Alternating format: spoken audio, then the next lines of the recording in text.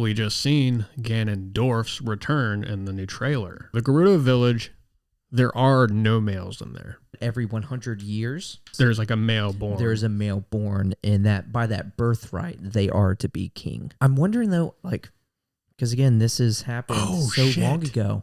Like every 100 years, are they just like killing this kid? Are they killing the male? They have to be. But this is 100 years at Breath of the Wild. And as we know, all races don't age the same. Legend of Zelda, it deals with time a lot. Yeah, we don't know when the time line is. We seen where Zelda, she looked a little different. I mean, a lot of the same, but like she had shorter hair. I'm like, why? Why do you have shorter hair? Yeah. Like, has there been some type of like time skip or whatever? Right. How does Ganondorf become to be again? Yes, absolutely.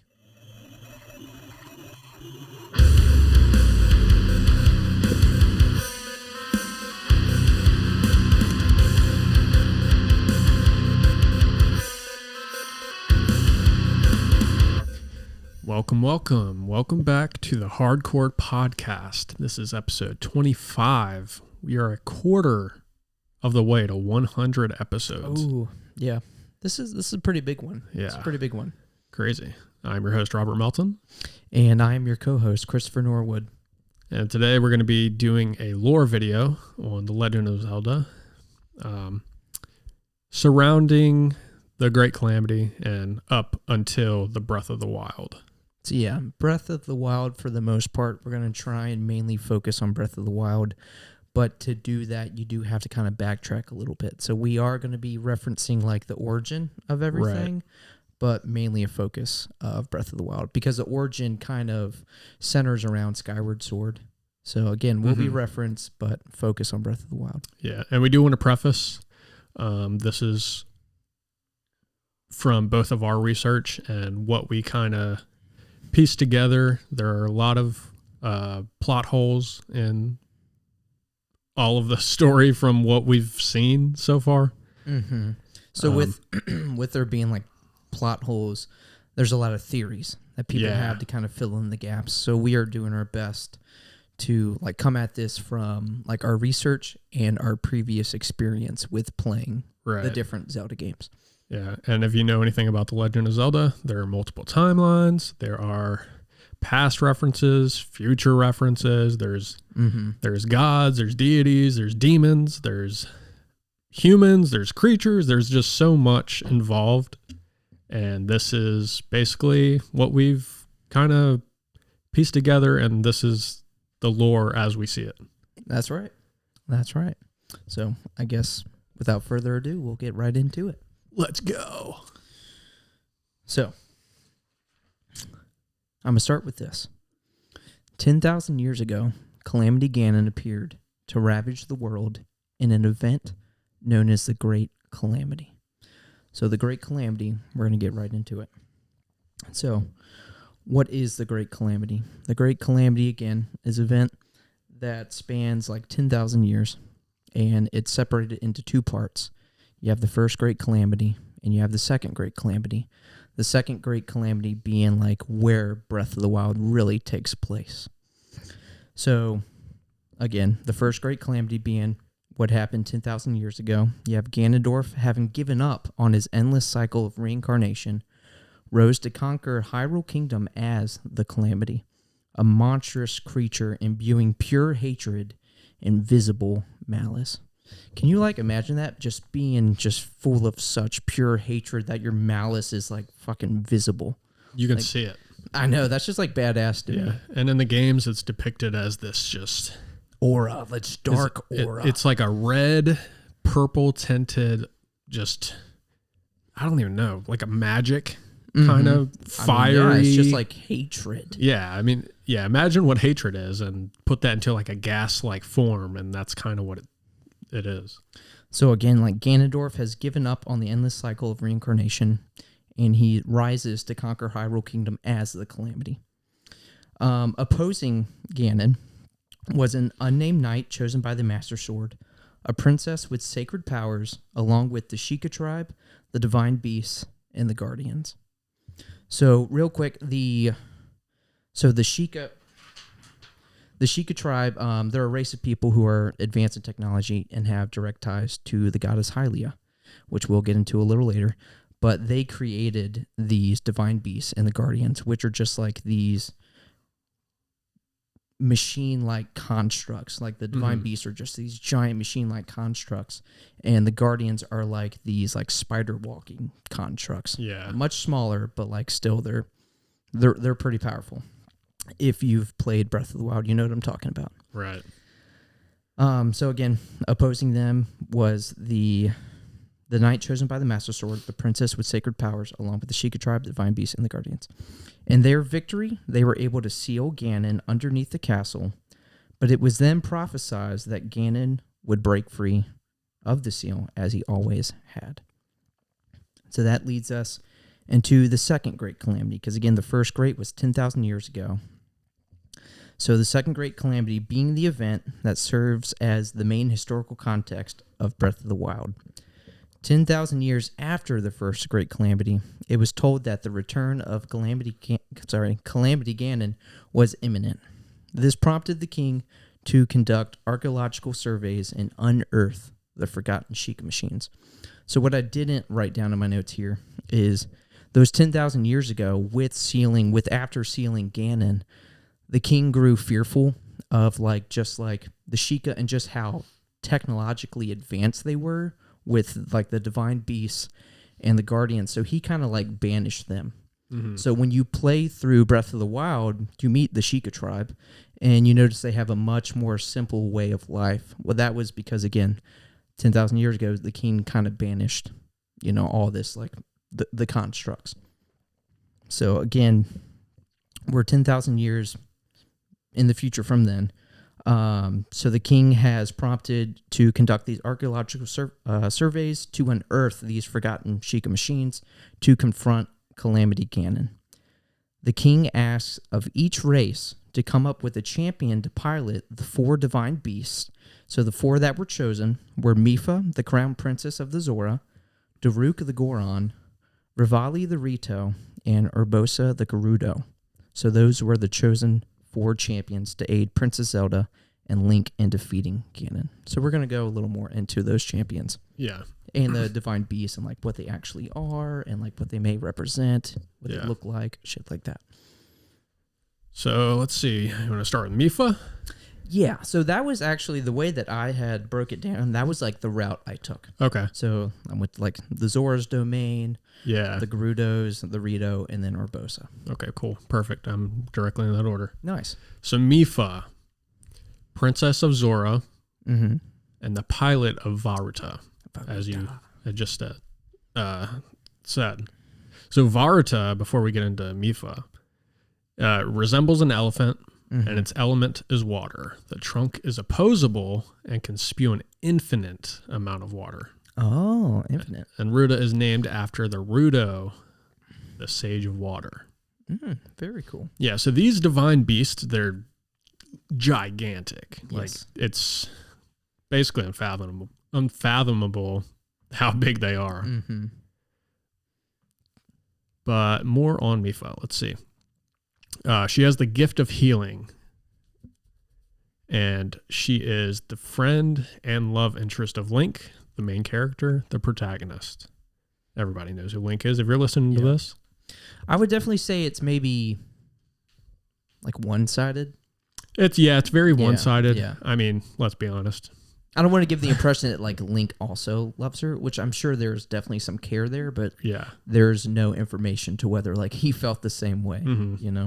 I mean, Link is a emotionless piece of shit.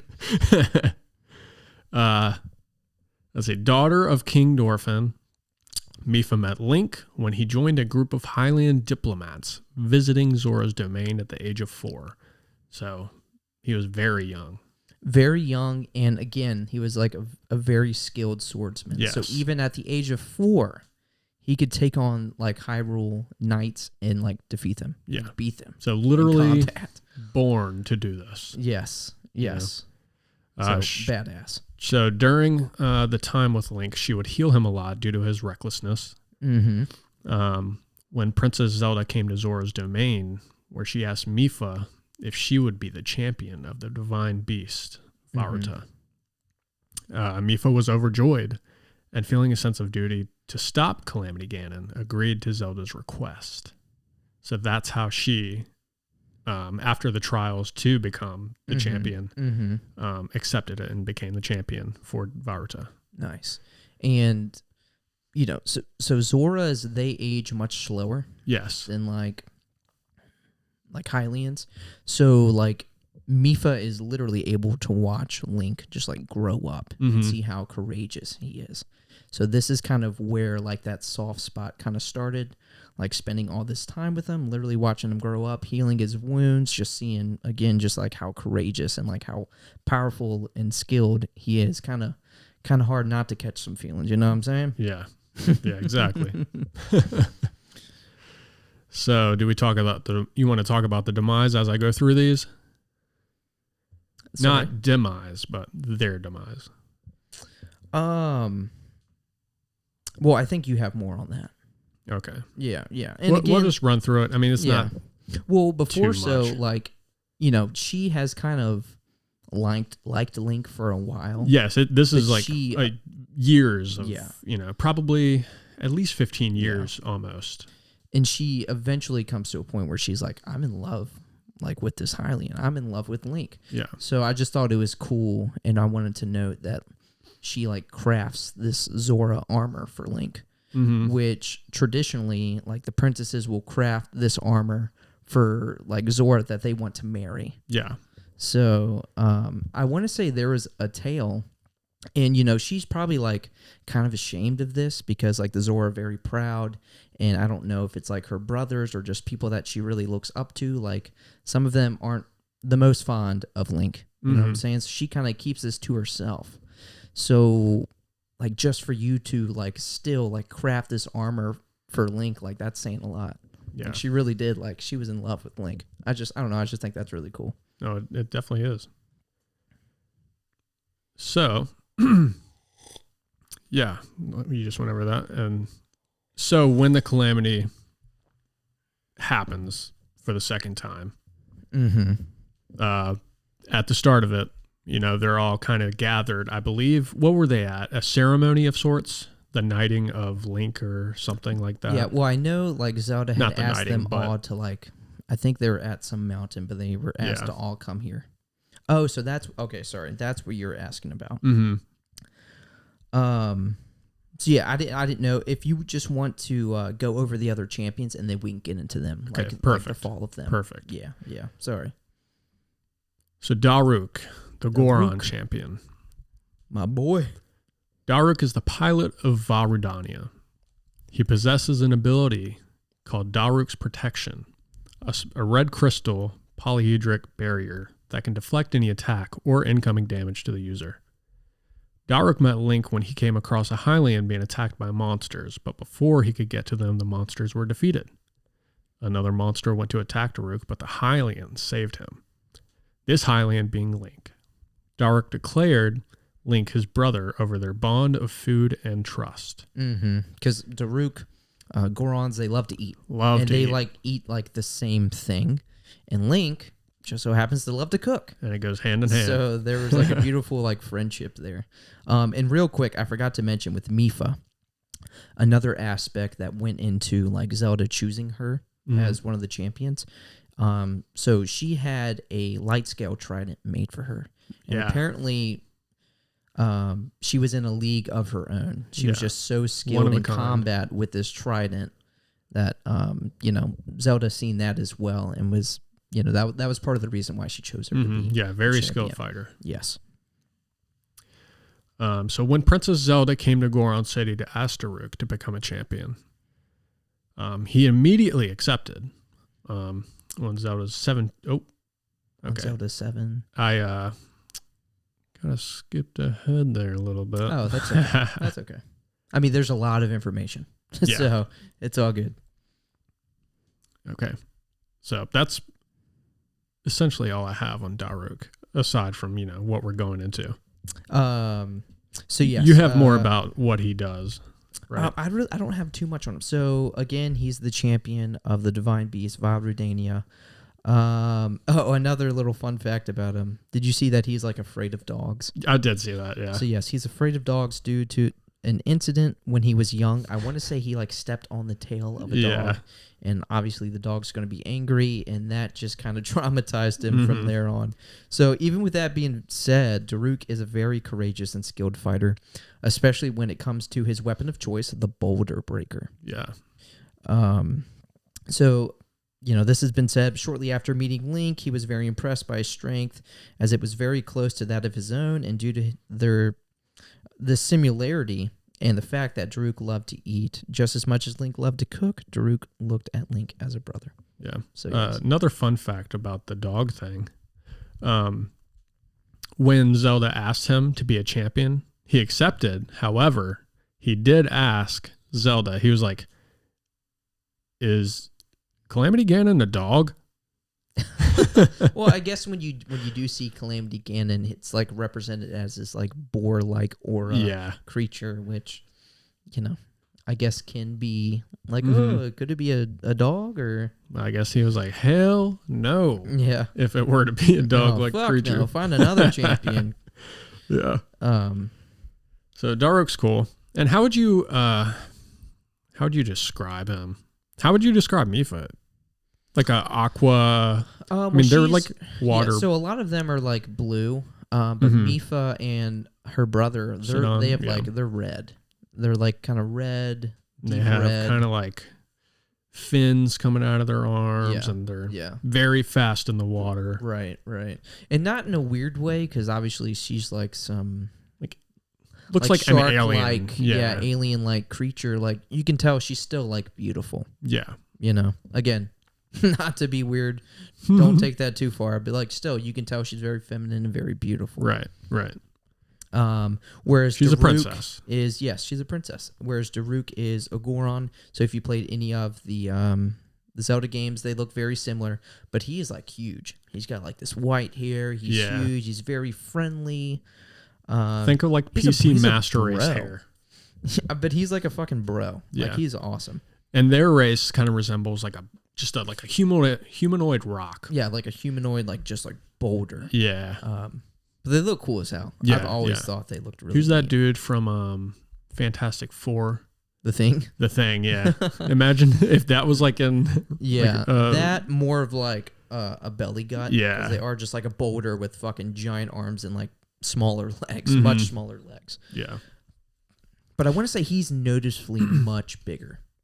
Oh, absolutely. Like rest, yeah. He is like easily, yeah. Mm-hmm. He can be pointed out from within a bunch of them. And again, his weapon is like this huge, just like blunt forced boulder breaker. Yeah.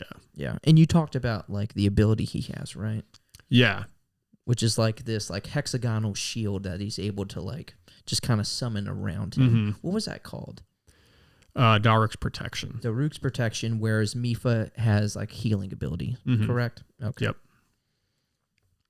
So Revali, the Rito champion. Oh, Revali. Revali is the pilot of Vomito.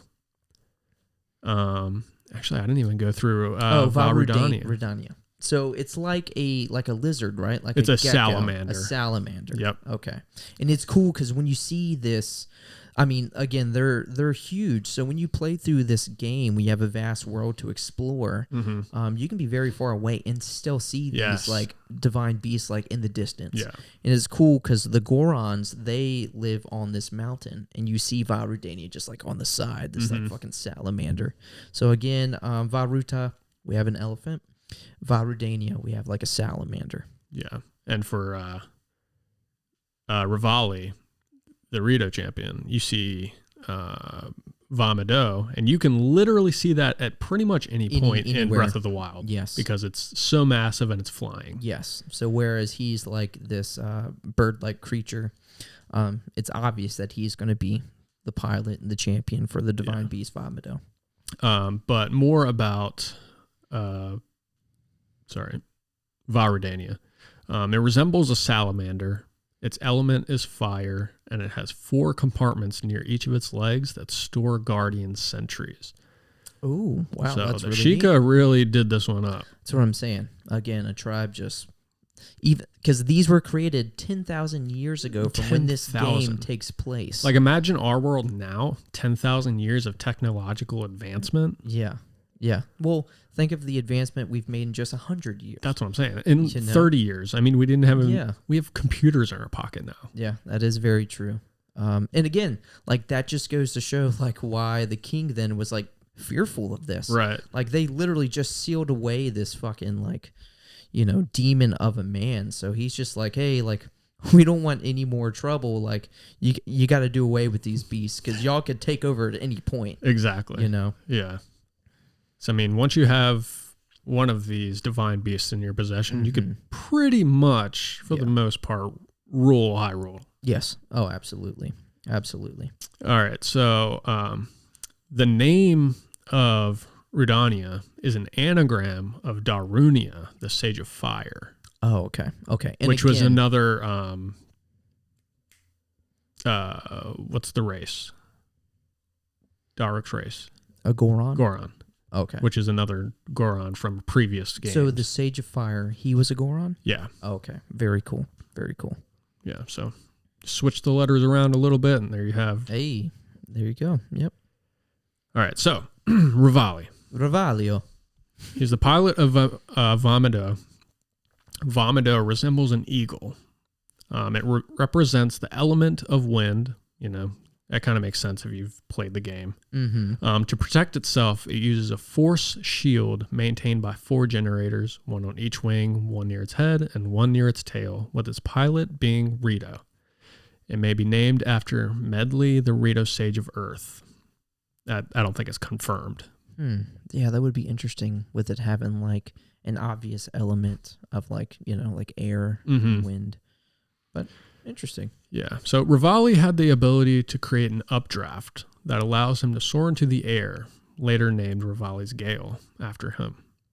The royal family of Hyrule was searching for a warrior who was not only exceptionally skilled, but also had a sacred soul that could be recognized by divine beasts, as they all probably are. Having learned this, Revali decided that he should be the one they choose, as it will provide an opportunity to prove himself to the world. Which is like a reoccurring theme with his character. Like, of course, he decides this because Revali is very arrogant. Very. This is very arrogant. The most problematic character.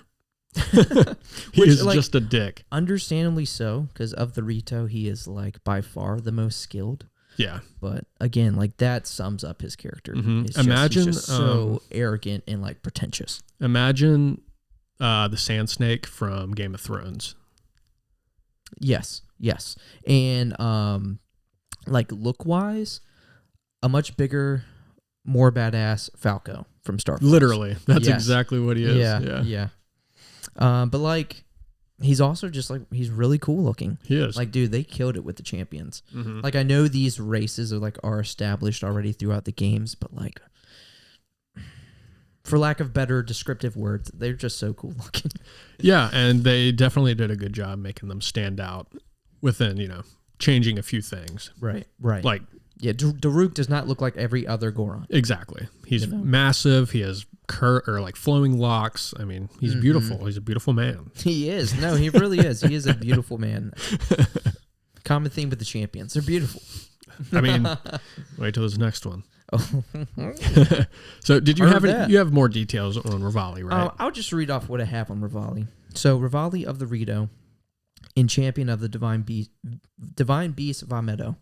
Although he is very arrogant, he is a talented flyer and archer and wields the great eagle bow with skill, always training and learning new techniques. Seeing Link as his greatest rival, it is difficult at first to accept the task of being a champion, but he ultimately agrees to, thanks to Zelda's genuine care for Hyrule and all its people. Yeah. Because I think he's kind of believed Hylians just to be very just like selfish and they only care about themselves. So when he sees just how like authentic and genuine Zelda is and just her care for all of Hyrule, he accepts. Yeah. He ultimately accepts. Yeah. So like he is kind of on the fence for a while, but he's again arrogant. So it's like, it has to be me. Yeah. Very arrogant. Sorry. there's at one point within the lore that he's like, I should be manning this whole brigade. Yes, he should be where Link is. Exactly. Because Link is, like, these are the 4 champions of the Divine Beast, but Link is also a champion. Yeah, but they're essentially pawns to this, and Zelda and Link are the king and queen. Yeah, so Zelda is, like, leading this, but Link is, like, her right-hand man. Yeah. Because they have to. Because without Link, seal this away. won't happen. Correct. Yes. Yes. He is the spirit of the hero. So, absolutely. So, Rivali thinks that, I should be there. I should be leading this. But ultimately, again, because of Zelda and just the character that he is, he's like, well, I have to play a part in this somehow. So, like, if this is all I have, then of course, yes. I'd like to see a 1v1 between Rivali and Link. I wish they would have done it because he wanted to challenge him. He actually did challenge him, but I don't think there was ever any official like one-on-one. Yeah. Which would have been really sick. Gosh, that would have been really cool. Even if that was like a memory that took, you had to do this, this, and this to unlock that memory. That should have been the trial that Rivali had to go through. Yeah. Okay, if you can defeat Link. Yeah. Well, I guess he wouldn't have been the champion. That's true. That's very true. So I will say Urbosa. Spoiler alert. 4th champion. Yep. I don't have anything on her. So this will be all you. Okay. Let's see. Urbosa, the Gerudo champion. So yes, our 4th and again, Link is technically a champion, but when it comes to the Divine Beast, our 4th and final champion is Urbosa. Right. So she is the pilot of Vanaboris, which is the camel Divine Beast. Its element is thunder, and the humps are actually powerful lightning generators. It uses this to protect itself, and it's like a force field, right? Yeah. Because again, I've beat the game, but it's been a while. Yeah, I'll admit it's been a while. That's fair. Yeah. So at some point, Urbosa states that Naboris is named after Naburu, the Sage of Spirit. Naburu. I think that. And it's cool because like we have a camel Divine Beast, and you find this Divine Beast in the desert. Yeah. You have a salamander. We find this on like the like volcano / mountain. Obviously, we find the eagle, right above like the Rito village in the sky, and then we have like the elephant Divine Beast in the water. Yeah. Just kind of neat. Yeah, definitely where you would expect. Yes, absolutely. All right, so Urbosa, Gerudo champion and good friend of Zelda, and actually very good friends with her mother before she passed. Okay. So there is a lot of lore on Urbosa, but I didn't put a lot in here just because she is not that important of a character, but she does play a good part in leading Zelda to where she becomes. Same with all the champions. Like if we wanted to, we could literally do an episode on every single champion. Yeah. So we can't cover everything. Right. So she was also the chief of the Gerudo, a title that would later be passed on to her descendant, Riju. She was capable of manipulating lightning. She was. Which is a power known. Spoiler. Is she dead? Which is a power known as Urbosa's Fury. Emissaries from Hyrule Kingdom came to visit Urbosa and asked if she would be willing to pilot Divine Beast Naboris. The Gerudo were not comfortable with this and told her that such a task is dangerous and feared losing their chief. She does not accept. No, sorry, she does accept, obviously. She greatly hates the fact that Ganon was once associated with the Gerudo, which I was talking to you about this earlier. Mm-hmm.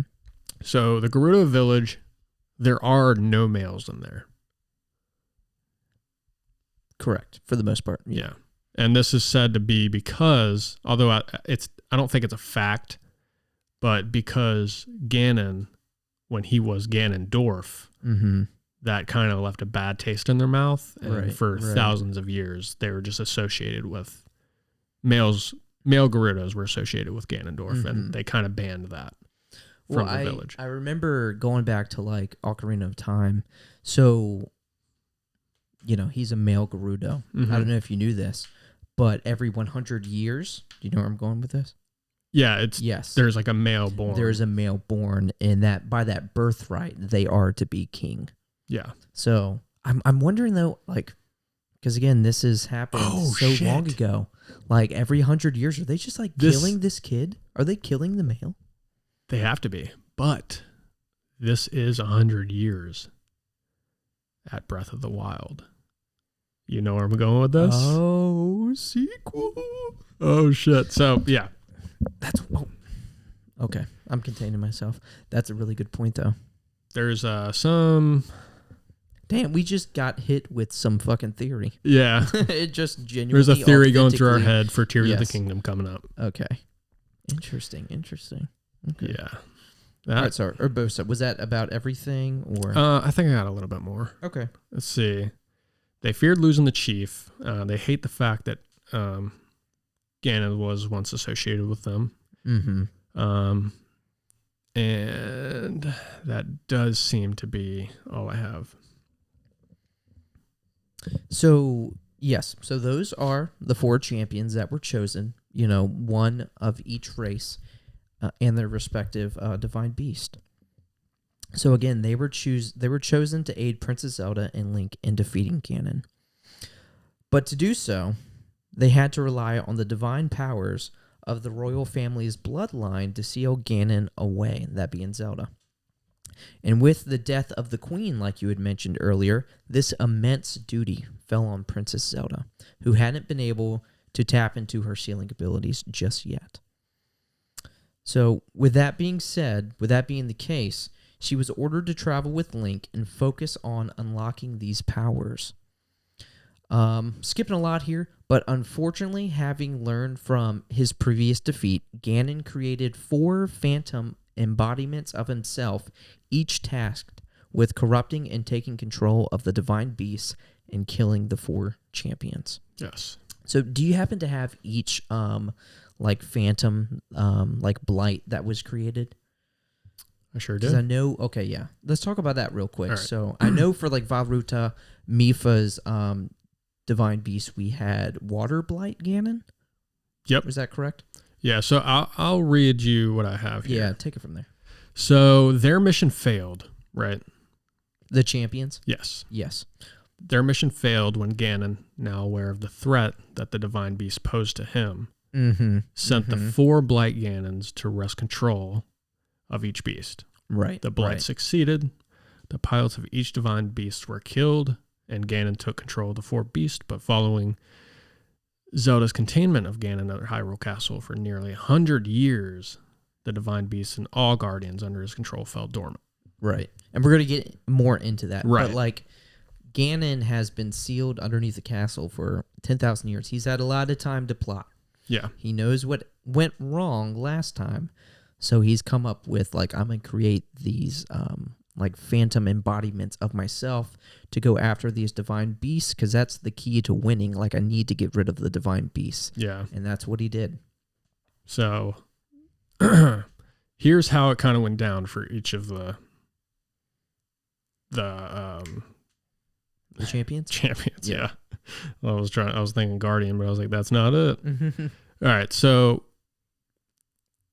where are we?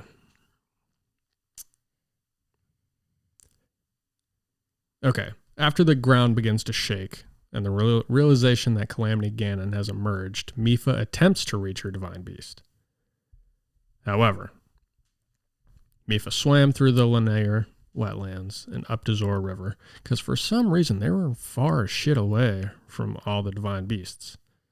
When they kind of knew this was coming. Yeah, they knew it was coming, but, I guess you can't stay, but so close when you don't know when it's going to happen. Exactly. There's other shit. Like, Zelda being the key to this, we can't do anything until I unlock my abilities. So, she's got to travel around and try and, figure out, what's missing. Yeah. Which, they definitely got blindsided. Yeah. But by the time she arrived to Vavruta, it had already been taken by Water Blight Ganon. So again, Ganon, smart motherfucker. He split a piece of him into 4 and made these 4 blights to take control of each of these divine beasts. And essentially the same happened for the other 3 because they were all together at this point. Right. And that's when Daruk kind of like takes charge and it's like, hey, Link, Zelda, y'all need to get to the castle. The rest of us champions, go to your divine beast. Yeah. And that's when they all like head their ways. Yeah. And then Varadania overtaken by Fire Black Ganon. Vomito taken over by Wind Blight Ganon. And Thunder Blight Ganon is the last one that takes over Naboris, Von Naboris. So, as you said, like Ganon had plotted this, and with succeeding in this feat, Ganon proceeded to take control of the army of Guardians using his malice and turn the machines against Hyrule Kingdom. Yeah. Link and Zelda are eventually ambushed and overwhelmed by Guardians, and it was here where, faced with the impending death of a loved one, that Princess Zelda's powers were truly awakened, allowing her to shut down and purge the Guardians of Ganon's influence. Although they were stopped, Link was greatly injured and thought dead. And while she lay there crying, the spirit of the Master Sword spoke to her, telling her that Link can still be saved by using the Shrine of Resurrection to heal and stasis via the Slumber of Resurrection. Yeah. After having Link rush to the shrine and returning the Master Sword and entrusting it to the great Deku Tree, promising the blade that Link would return, in a final sacrifice, Zelda marched alone to Hyrule Castle and used her sealing power to seal both herself and Ganon inside. Nuts.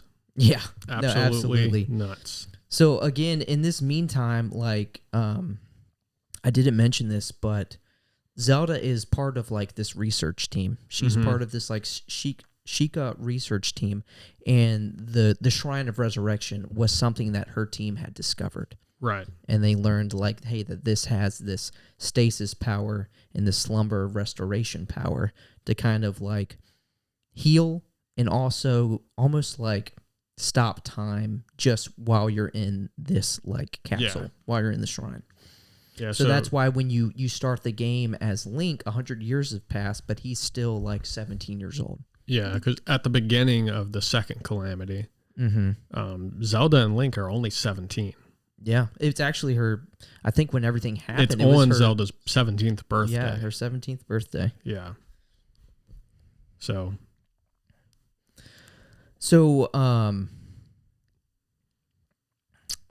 this is actually where like you start playing the game, like actually playing the game. So everything leads up to this, and this is kind of like what we just went through is kind of like a minor spoiler, because when you start the game as Link, like you don't really remember anything, like you don't know anything. Right. So you get to a point where you're having to piece together memories, and it tells a story of what we pretty much just went through, like how it went down. So one thing I want to talk about, I started off by saying that 10,000 years ago, Calamity Ganon appeared to ravage the world in an event known as the Great Calamity. So we answered what the Great Calamity is. So now let's talk about Calamity Ganon. Let's do it. And to do so, we got to go back to the roots. I want to go back because I could just talk about Calamity Ganon, but I want y'all to understand, if you don't already, like where this started. Like where did Ganon come from? How is Ganon the bad guy in most of the Zelda games? Yeah.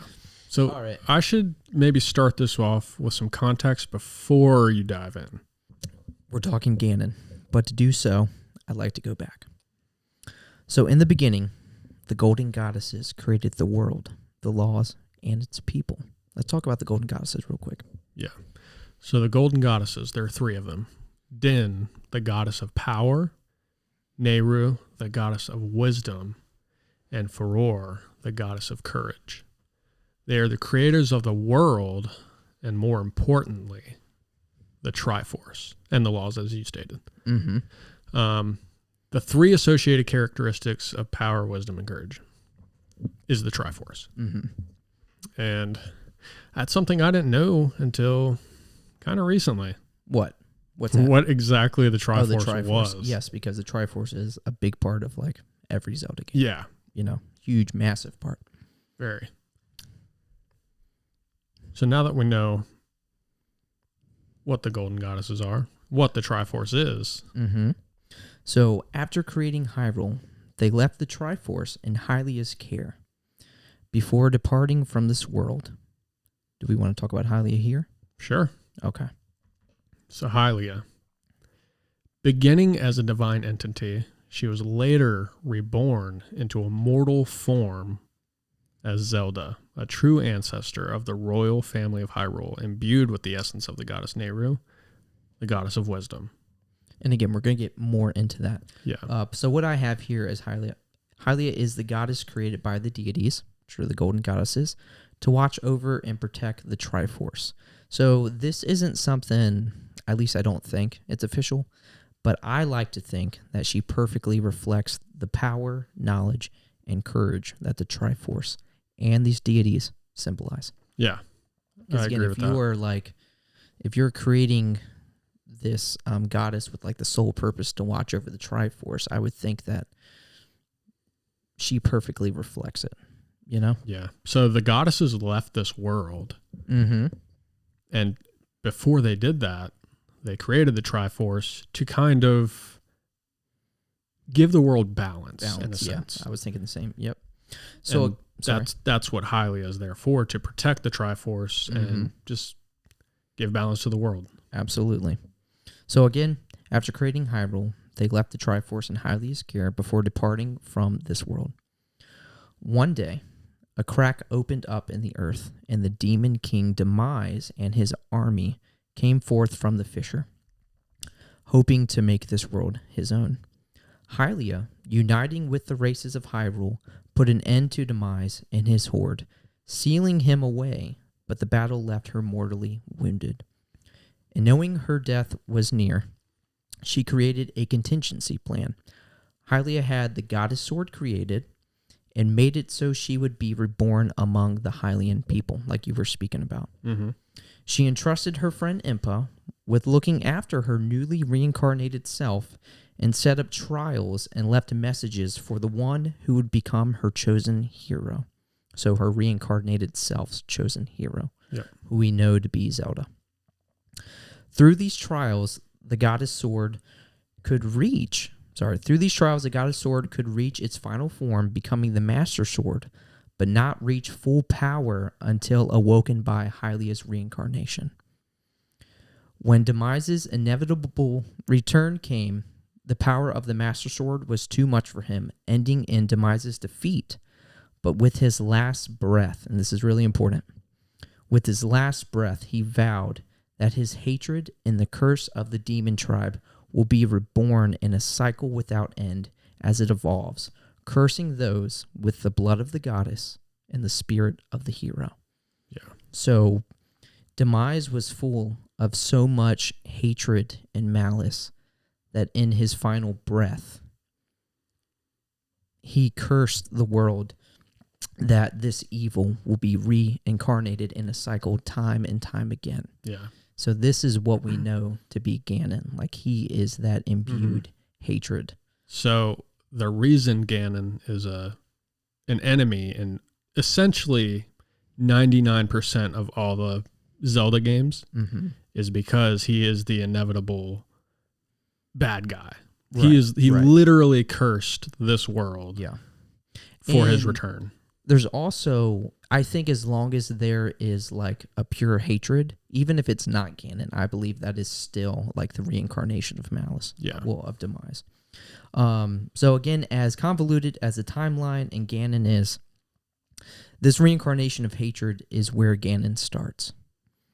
This is why the cycle of evil, whether it's Ganon or not, will continue over and over again, eventually leading to Calamity Ganon. Indeed. So, Calamity Ganon is known as a primal evil that has appeared throughout Hyrule's history, a cycle and reincarnation of pure hatred from Demise, the demon king who fell long ago. So that's why I started with 10,000 years ago, Calamity Ganon appeared to ravage the world in an event known as the Great Calamity, because we have to understand the Great Calamity and who Calamity Ganon is before we really dig deeper into Breath of the Wild. Yeah. So, throughout the Zelda games, and this is a good segue, but throughout the Zelda games, we have like three constants. We have the blood of the goddess, the spirit of the hero, and this just all-consuming, like just hatred, this evil entity. So we've answered the evil entity. So now let's get into the blood of the goddess, which is Zelda. Right. Again, Hylia's reincarnation is Zelda. Mm-hmm. So technically, Hylia. Pretty much, yes, yes. So, I mean, I think there's some debate whether it's like all reincarnations of Hylia or reincarnations of the Zelda before. But I mean, either way, I don't think there's like fact. It's just like theories at that point. Pretty much. Yeah. Yeah. So yeah, Zelda, 16 to 17 during the Great Calamity, and 117 at the mark at the beginning of Breath of the Wild. Mm-hmm. Can we just like talk about that for a second? So,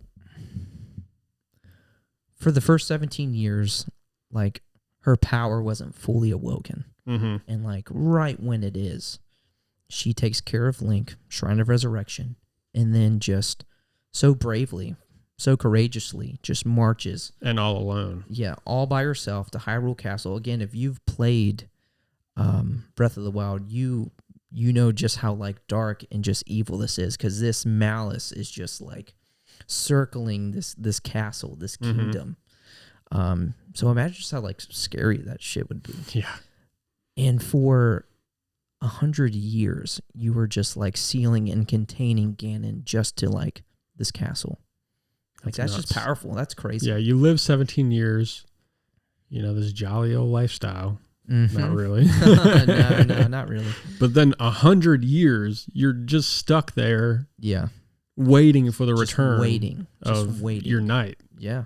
Yeah. Your hero, the spirit of the hero. Yeah. And real quick, before we continue, this is another like theory of mine. And again, I don't think it's like fact, but we understand why Ganon and just like this evil is present, you know, throughout the games. It was, you know, the curse of the demon tribe. Yeah. And I guess we can also kind of see how like Zelda would be there, you know, time and time again. Yeah. But I just kind of question, like, how is it that the spirit of the hero is always Link? Yeah. You know? And again, I don't know if there's an answer, but I think my theory is with the Triforce. So the power of the Triforce, it allows you to grants wishes, correct? So when Hylia was defeated, she created this contingency plan. And she just made it so, like, hey, when I am to die, I want to be reincarnated as a Hylian of, you know, with the blood of the goddess, with my blood. So I think that she made this wish that whenever this evil is present, there will be, you know, the blood of the goddess, and there will always be a spirit of the hero. Yeah. You know?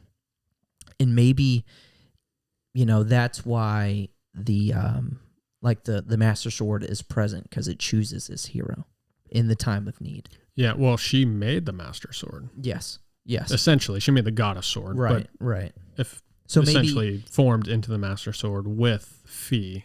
And maybe that was like part of the wish. Like, hey, when there's this present evil, this Master Sword will be also present, choosing its hero.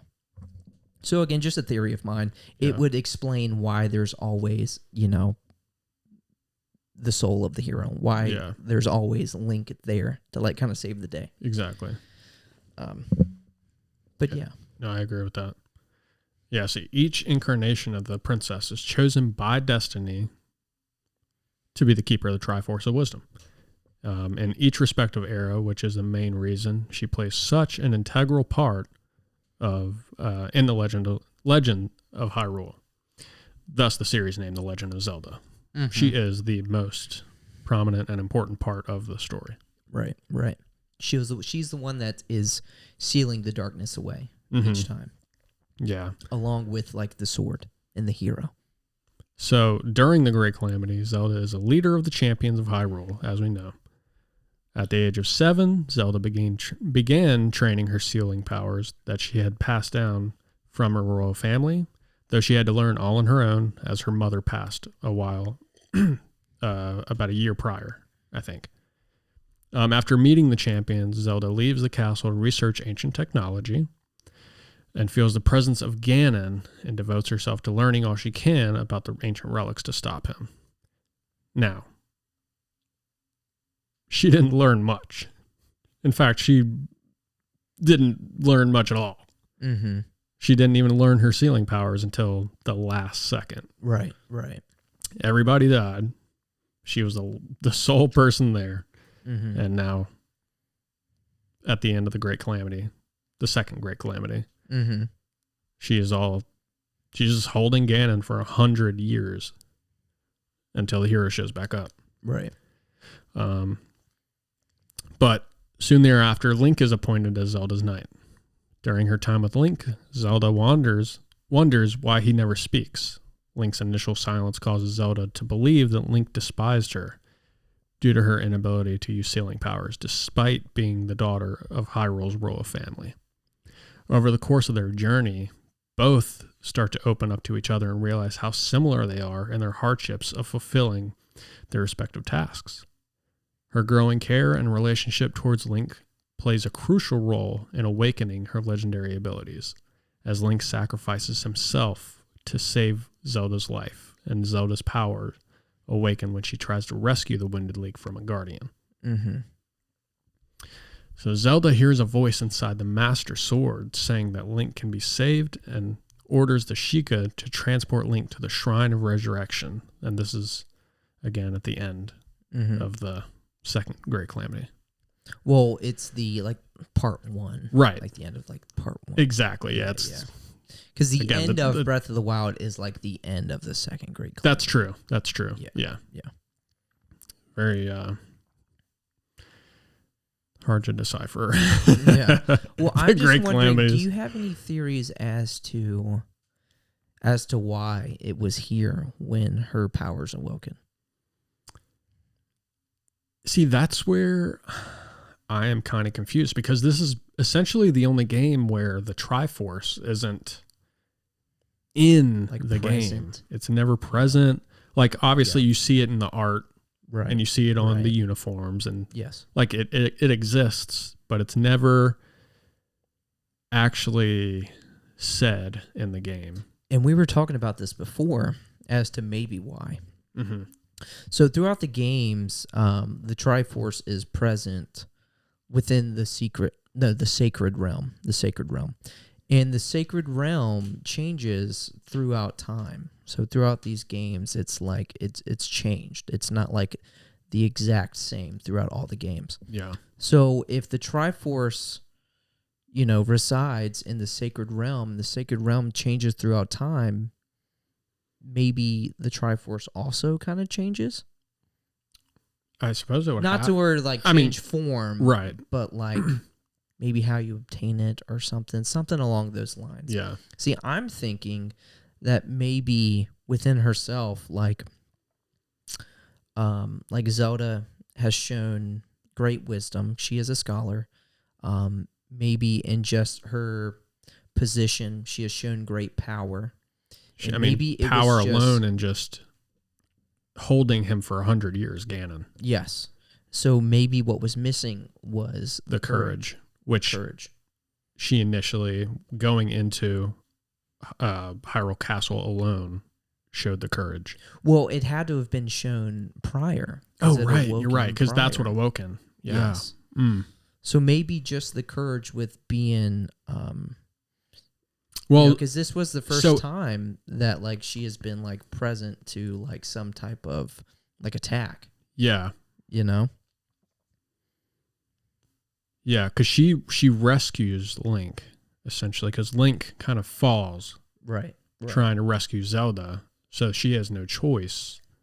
So that's when she holds her hand up, and you see the Triforce in her hand, which awakens her power. So maybe in that action, like it awoken then and there. Yeah. Maybe kind of thing. I feel like beforehand, she's just been safe. I mean, she has these champions. She has Link to defend her. Absolutely. Yeah, that's kind of what I'm So, yeah, I think you're right.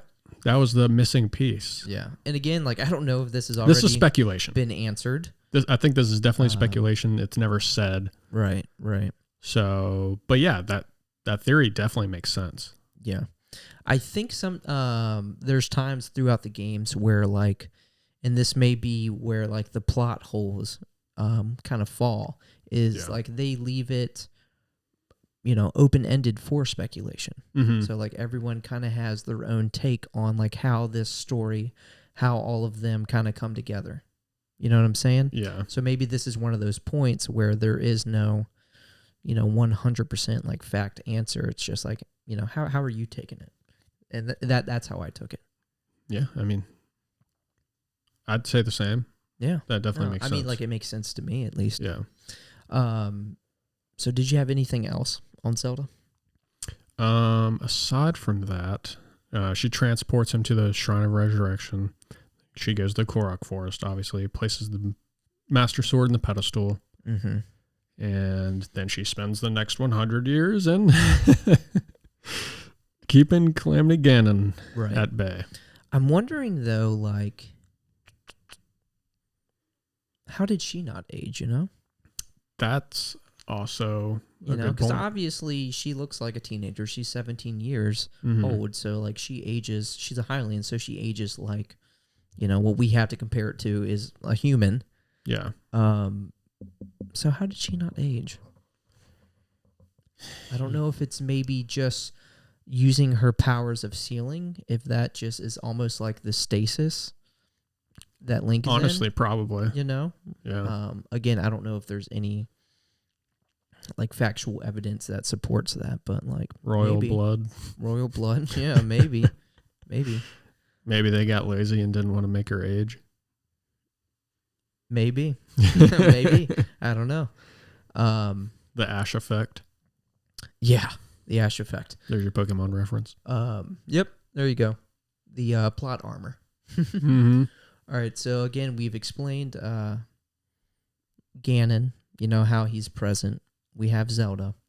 So that leaves us to the hero, Link. Right. Link. Spirit of the hero. Shot. Link, the protagonist, often the holder of the Triforce of Courage and the spirit of the hero.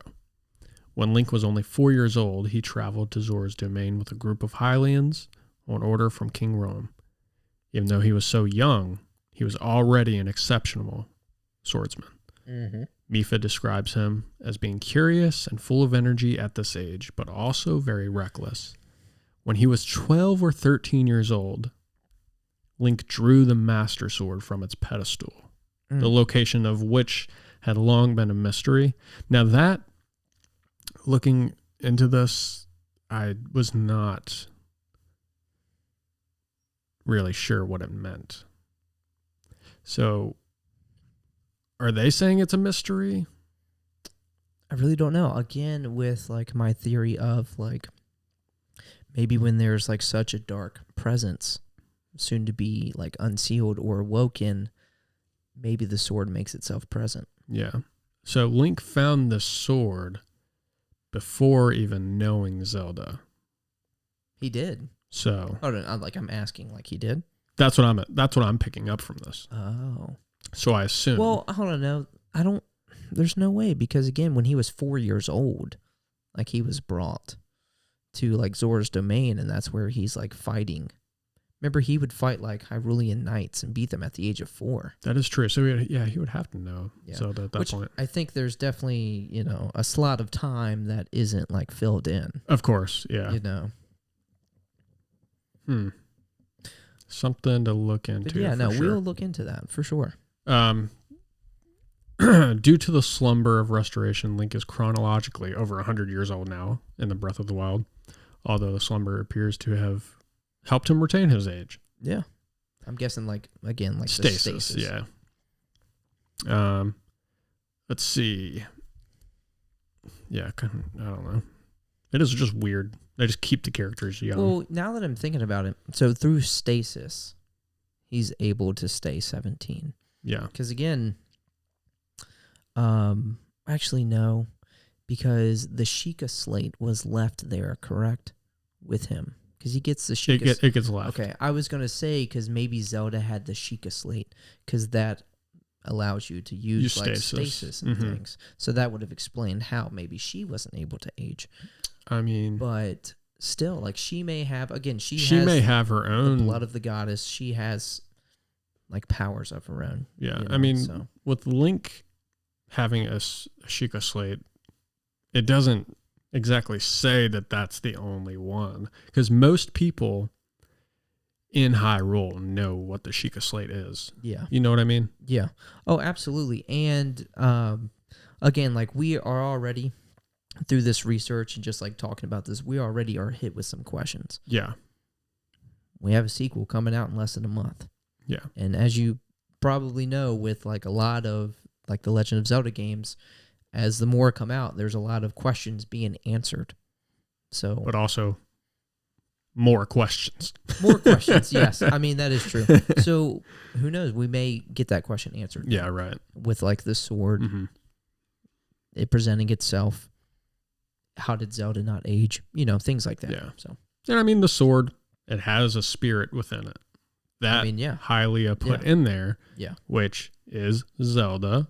So, yeah, so maybe we need to do more research on Fi.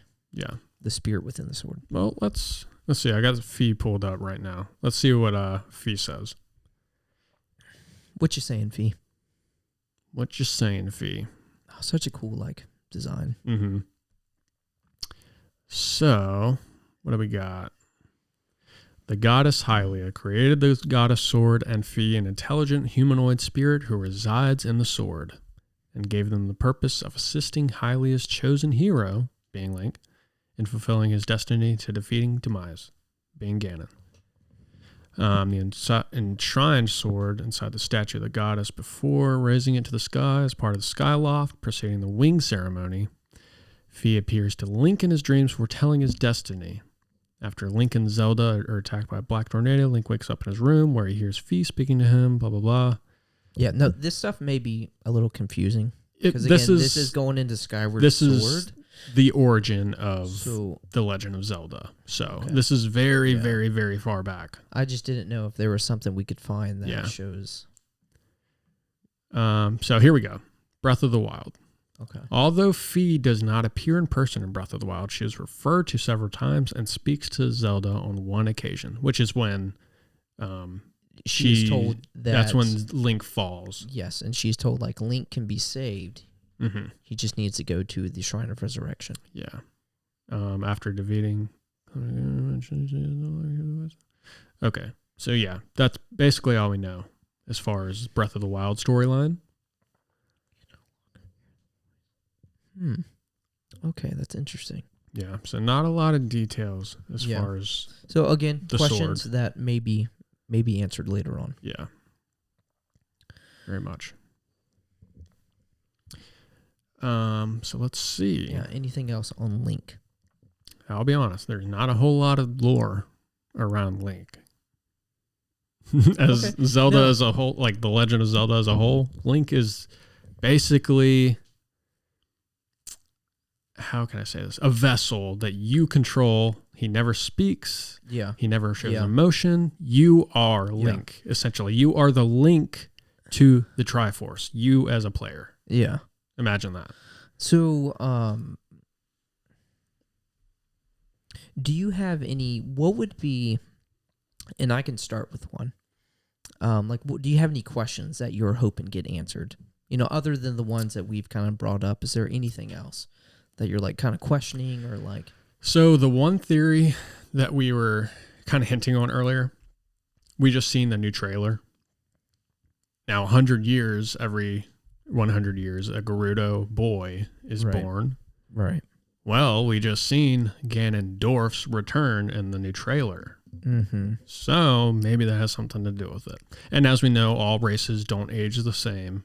Magic can also enhance things, you know? Yeah. And I mean, Zelda, Legend of Zelda, it deals with time a lot. So Very. there could Very be some many. like time jump or anything. We obviously We don't know when the time line is we or seen where it's Zelda. at. She looked a little different. I mean, a lot of the same, but like she had shorter hair. I'm like, why? Why do you have shorter hair? Yeah. Like, has there been some type of like time skip or whatever? Right. So I mean, Ocarina of Time alone is 3 timelines. Yeah.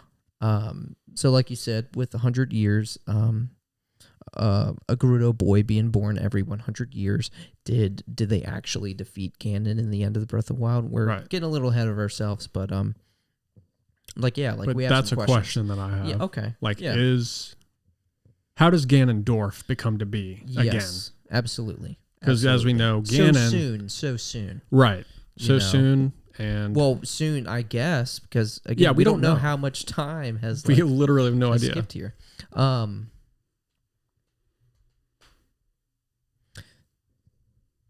Damn, I thought I did have a question. It left me. And also, if you aren't a fan of The Legend of Zelda, every Link and every Zelda in each of the respective games are not the same person, technically.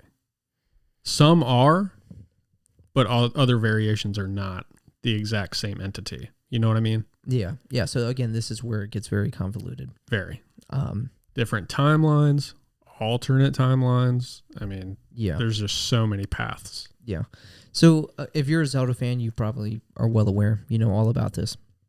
But if you're not, but you're still interested, like look into it. It is super interesting. Very, very interesting. Sometimes very hard to comprehend.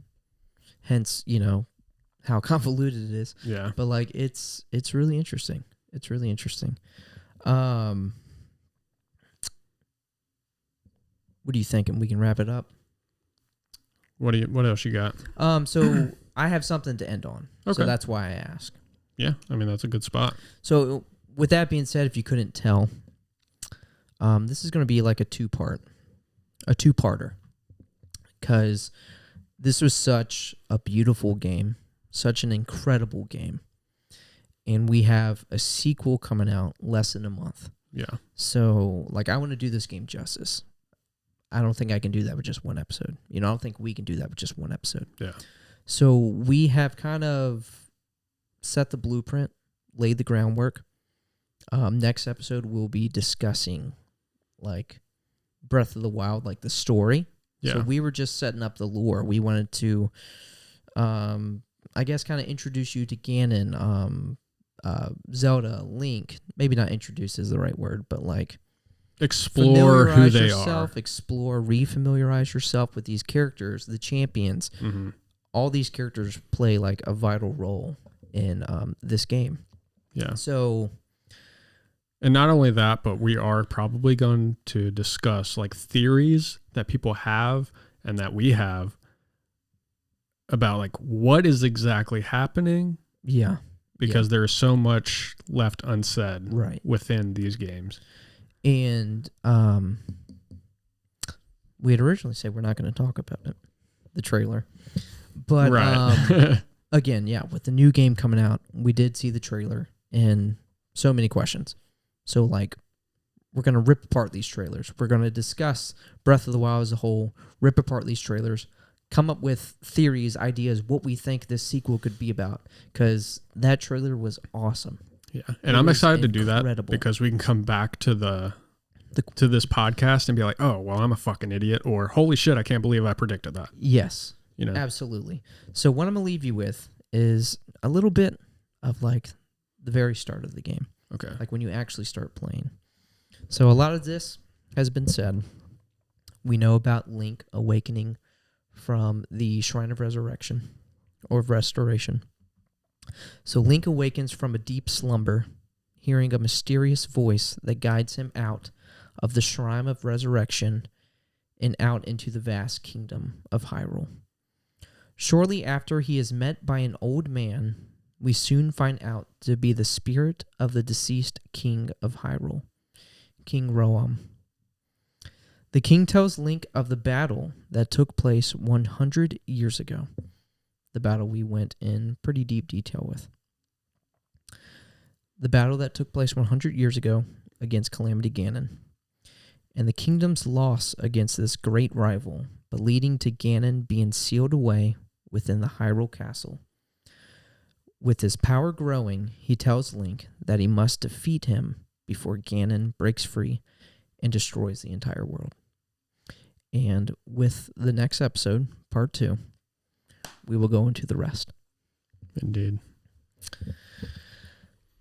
Well, that was fun. Yeah. That was a true joy to like kind of relive that game and like just research more, fill in some blanks, put in some question marks. Yeah.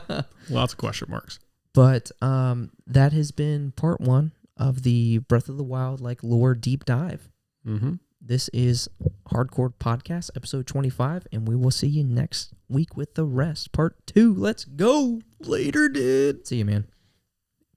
And ladies. Bye. Oh, shit. Wait a sec. I forgot. No, I'm kidding.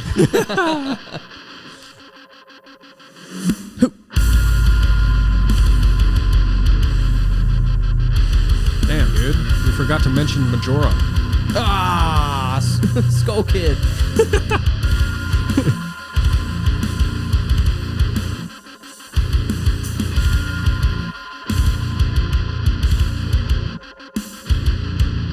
Triforce Cannon. Triforce Cannon.